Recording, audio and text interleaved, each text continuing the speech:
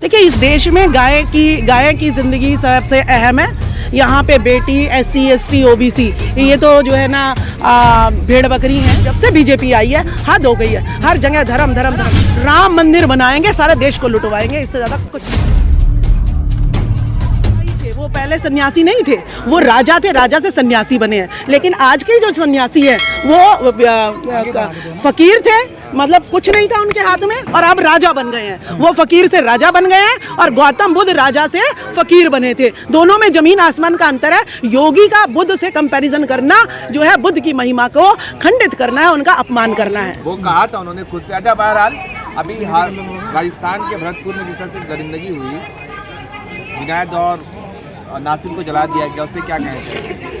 देखिए, इस देश में मैंने आपको पहले भी बताया, इस देश में हम ना तो न्यायालयों पे विश्वास करते हैं और ना सरकारों पे विश्वास करते हैं। यहाँ पर जब औरतों के साथ इतनी दरिंदगी हो रही है, जो सरकार कहती है बेटी बचाओ बेटी पढ़ाओ, स्पेशल बेटियों का फंड होता है, उसके बावजूद उनकी ऐसी दुर्दशा है, स्पेशल वुमेन लॉ बने हुए हैं, उसके बावजूद उनकी ऐसी दुर्दशा है, तो आदमियों का यहाँ पर क्या हाल होता होगा, SC ST OBC माइनॉरिटी का यहाँ पर क्या हाल होता होगा, इससे हम आप जायजा लगा सकते हैं। उनका तो कोई फंड भी नहीं है बेचारों का, कुछ भी नहीं है। लेकिन गाय के नाम पर मतलब हत्या कर दी जाती है, कितना सही है?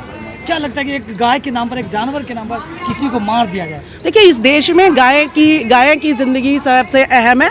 यहाँ पे बेटी, SC ST OBC ये तो जो है ना भेड़ बकरी हैं और इनकी कोई ज़िंदगी नहीं है। कहते हैं तो कमीन है, ठीक है, तो ये तो इसी काम के लिए शूद्र है, सेवा करने के लिए हैं, ताड़न के अधिकारी हैं ये सब। तो ये चर्चा जो है ना क्या करनी है हम लोगों ने, तो ताड़न के अधिकारी हैं हम लोग, इनके वेदों में लिखा हुआ है, लेकिन इनको ये नहीं पता कि जिस दिन हम ताड़ने पे आ गए तो ये जो 85% जनता है वो जो है इन 15% को ऐसे जूते मारेगी। जैसे कि मनीष सिसोदिया का आपने लाइव उदाहरण देखा होगा। मनीष सिसोदिया शिक्षा मंत्री, देखिए शिक्षा और शराब का दूर दूर तक कोई नाता नहीं होना चाहिए, लेकिन कोरोना काल में एक के साथ एक फ्री। शराब मंत्री शिक्षा मंत्री या शराब मंत्री, शर्म आनी चाहिए। उन्होंने मुझे सस्पेंड किया था 2015 में।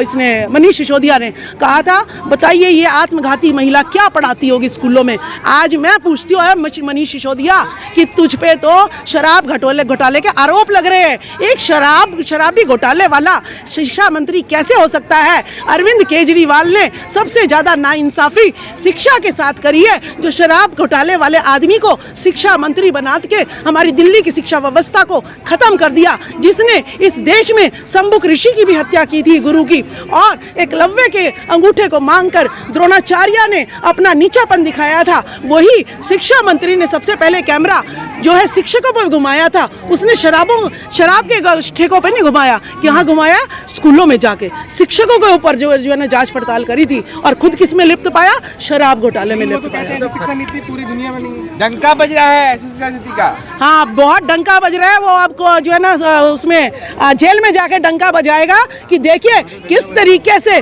शिक्षा को ऊंचा लाके एक के साथ एक शराब की बोतल के घोटाले मैंने करे, ठीक है ना, और महिलाओं के लिए एक स्पेशल लाइन भी मैंने शराब की लगवा दी। तो इस तरीके की शिक्षा हम देंगे कि भाई आप लोग आओ, स्कूल के बाहर शराब के ठेके खुलवाएंगे, आओ टल्ली हो जाओ और जो है राम नाम के गुण गाओ, और ये देश जो है ऐसे ही चलता जिस पे आरोप लगता है, चाहे वो मोनू मानेसर हो या शिक्षा मंत्री, उनके प्रदर्शन में, उनके समर्थन में सड़कों पे लोग उतर आते हैं। देखिए, हर पार्टी के दलाल होते हैं, हर पार्टी के चमचे होते हैं। अगर ये चमचे जो हैं ये काम नहीं करेंगे तो उन्हें पार्टी से निकाल दिया जाएगा। अब इतने तो ये ठेके दे रहे हैं अपने लोगों को, अगर वो ठेकेदार इस टाइम पर नहीं बोलेंगे और जिनको मुनाफा मिल रहा है इन लोगों से वो नहीं बोलेंगे, तो उनको ये ठेके देना बंद कर देंगे, उनसे काम कराना बंद कर देंगे, उनकी फंडिंग बंद कर देंगे, उनके NGO को जो पैसा जाता है वो बंद कर देंगे। तो उन्हें तो बोलना पड़ेगा ना। तो इसलिए तरह के जो मोनू मानेसर जिस पे आरोप लगा है 2 लोगों को जलाने का, वो वहाँ महापंचायत बुलाई जाती है बजरंग दल का, उनके समर्थन में बचाने के लिए। देखिए, इस देश पर जो है अब न्यायालय में 95% जो जज है वो मनुवादी है, ठीक है ना।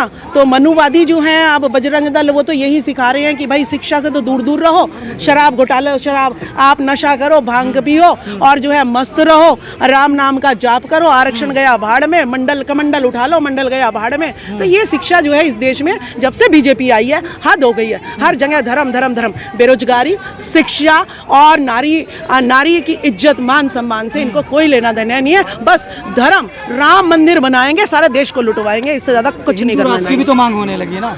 देखिए ये भारत है, भारत, ठीक है, यहाँ ना हिंदू से मतलब है ना मुसलमान से मतलब है, ये धर्मनिरपेक्ष देश है, ये भारत है, ये भारत ही रहेगा, ये हिंदू राष्ट्र कभी बन ही नहीं सकता, ठीक है। तो बाबा आ गए, कूद गए हिंदू राष्ट्र के लिए। अरे इन बाबाओं ने तो देश खराब कर रखा है, मैं तो ये कहती हूँ, क्योंकि जो असली बाबा होगा उसे कभी गुस्सा नहीं आ सकता, वो कभी फरसा नहीं उठा सकता, वो तलवार नहीं उठा सकता, वो कभी फिरौती नहीं दे सकता कि इसकी गर्दन उठा दो। बाबा और हिंसक हो ही नहीं सकता ये तो। आप अखंड भारत बनेगा, पाकिस्तान, अफगानिस्तान, ईरान को मिलाया जाएगा भारत में। हाँ, ये भारत तो इनसे बच नहीं रहा है, अखंड भारत जो है ये जरूर बनाएंगे। देखिए वो अशोक सम्राट का समय था जब अखंड भारत जो है चंद्रगुप्त मौर्य ने बनाया था, ठीक है। अशोक सम्राट ने उसे सोने की चिड़िया बनाया था, जिसमें क्या था, हर किसी को जो है सुविधाएं दी थी, रोजगार दिया गया था, किसी घर में ताला नहीं लगता था, और उस टाइम जो है ब्राह्मणवाद का बहुत ज़्यादा गिरावट आई थी। लेकिन आज अगर आप कह रहे हैं अखंड भारत में तो ब्राह्मणवाद ऊंचा उठ रहा है, लेकिन अशोक सम्राट के केस में बुद्ध ऊपर उठे थे। बुद्ध मतलब ज्ञान ऊपर उठा था, और यहाँ तो पाखंड ऊपर उठ रहा है। तो ये कहाँ से अखंड भारत बनाना है तो उनकी नीतियों को अपनाना पड़ेगा, अशोक सम्राट की, चंद्रगुप्त मौर्य की और गौतम बुद्ध की फिलॉसफी को अपनाना पड़ेगा। ये नहीं राम का चेहरा दिखाओ और विदेशों में जाके बुद्ध के गुणगान करो, ये धोखाधड़ी छोड़ दो आप लोग कर।